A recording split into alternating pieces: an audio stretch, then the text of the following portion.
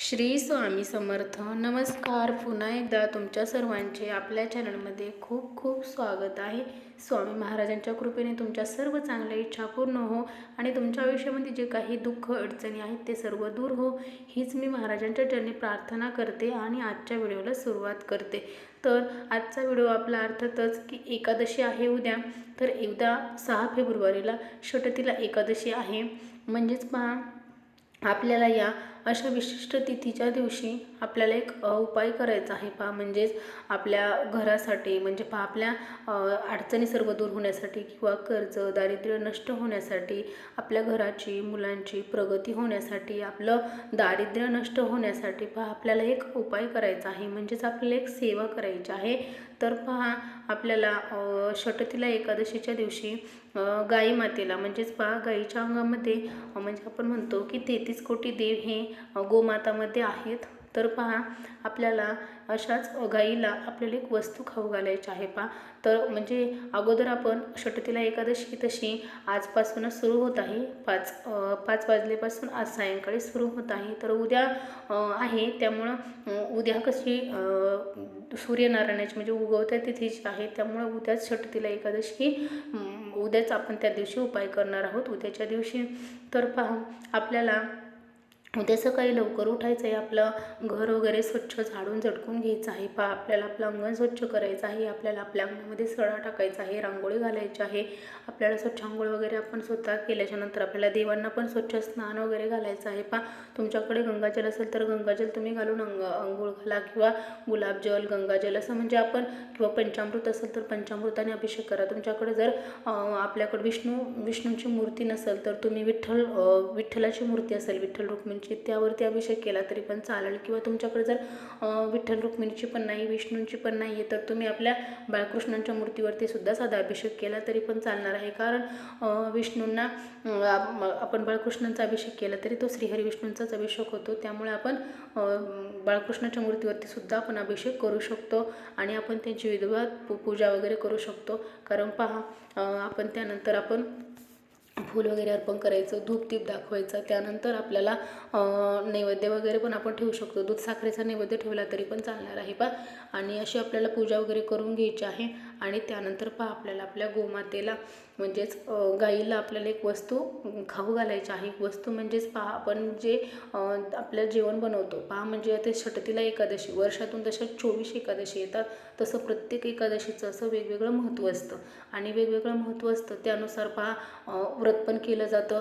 काहींना 12 महिने, पहा म्हणजेच वर्षातून 24 जे एकादशी येतात त्या 12 महिन्यांचं व्रत असतं. किंवा काहींचं आता पाठीमागच्या वेळेस पहा पुत्रदा एकादशी होती, मग ती संतान प्राप्तीसाठी किंवा संतानाला सुख समाधान लागण्यासाठी ते एकादशीचं व्रत केलं जातं.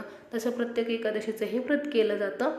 तर आपण आपल्या घरामध्ये सर्व गोष्टी व्यवस्थित होण्यासाठी आपण या षटतिला एकादशीच्या दिवशी आपण उपवास जरी नाही केला तरी पण आपण हे करू शकतो. तर पहा, आपल्याला काय करायचं आहे, आपल्या अडचणी दूर होण्यासाठी किंवा दारिद्र्य नष्ट होण्यासाठी आणि मुलाची, घराची किंवा पतीची प्रगती होण्यासाठी आपल्याला काय उपाय करायचा आहे. तर पहा, आपण काय करणार आहोत की आपण जेव्हा मुलांच्या डब्यासाठी किंवा सकाळच्या नाश्त्यासाठी किंवा जेवणासाठी आपण जेव्हा पोळ्या बनवतो, ते आपण त्या पोळ्या बनवताना आपल्याला एक पोळी बनवायची आहे. पहा, एक पोळी बनवायची आहे, छानशी पोळी वगैरे पोळी बनवून घ्यायची आहे. म्हणजेच पहा, चपाती बनवायची आहे. पहा, आपल्याला म्हणजे गव्हाच्या पिठाची आणि चपाती बनवायची आहे. आणि ती चपाती आपल्याला घ्यायची आहे एका ताटामध्ये आणि आपण जिथे पूजा केलेली आहे, पहा आपण बाळकृष्ण महाराजांची किंवा आपल्या देवघराच्या समोर आपल्याला ती पोळी आणि त्याच्यावरती आपल्याला थोडीशी साखर ठेवायची आहे. किंवा चिमूटभर तुम्ही साखर ठेवा किंवा तुम्ही गुळाचा खडा ठेवा. तुम्हाला साखर किंवा गुळाचा खडा हे दोन्हीपैकी तुम्ही एक कोणतं पण ठेवू शकता.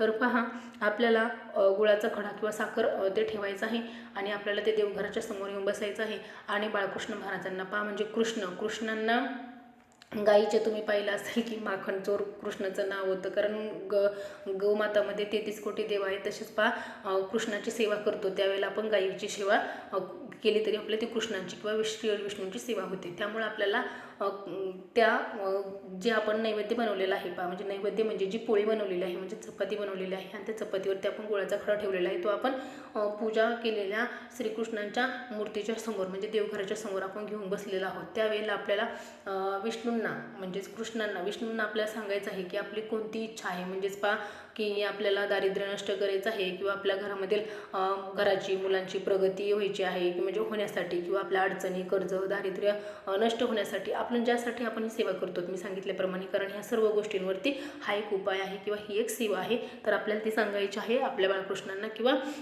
श्रीहरी विष्णूंना. आणि त्यानंतर आपण ती पोळी जी आहे ती पोळी आपण आपल्या आसपास जिथं कुठं गाई आहे त्या गाईला आपल्याला ती नेऊन पोळी चारायची आहे. त्यावेळेला आपण गाईला चारायला जाताना आपण त्यावेळेला आपण एक तांबे भरून पाणी घेऊन जायचं. गाईच्या पायावरती वगैरे आपल्याला ते पाणी घालायचं आहे. गाईला हळदी कुंकू लावायचं आहे, अक्षत व्हायचं आहे. आणि आपण त्यानंतर तिथं पण आपण धूपदीप घेऊन गेलो आपण गाईची पूजा करायला तरी पण चालणार आहे किंवा अक्षता घेऊन जायचं आणि ते आपल्याला गाईला गोड पोळी किंवा साखरपोळी आपल्याला गाईला खाऊ घालायची आहे. गाईच्या पाया पडायचं आहे. आपण गाईला प्रदक्षिणा मारू शकतो. तुम्ही 1 प्रदक्षिणा मारा किंवा 11 प्रदक्षिणा मारा, तुम्हाला जर जेवढे शक्य होईल तेवढे तुम्ही प्रदक्षिणा मारायची आहे. आणि त्यानंतर आपल्याला गाईच्या पायाखालची आपल्याला थोडीशी माती पण घेऊन यायची आहे. आपल्याला जर मिळाली तर थोडीशी माती म्हणजे घेता आली तर आपल्याला पायाखालची थोडीशी माती घेऊन यायची आहे. आणि आता आपल्या घरातील सर्वांना ती आपल्याला लावायची आहे. थोडी थोडी आपल्याला कपाळाला ते असे माती म्हणजेच आपल्याला रक्षासारखं आपल्या अंगासारखं आपल्याला ते लावायचं आहे कपाळाला. आपल्या घरात पण थोडंसं टाकलं तरी पण चालणार आहे किंवा आसपास अंगणामध्ये टाकलं तरी पण चालणार आहे. आणि अशा प्रकारे आपल्याला एक उपाय आणि सेवा करायची आहे. तर या उपाय तुम्ही नक्की उद्या षटतीला एकादशीच्या दिवशी करा.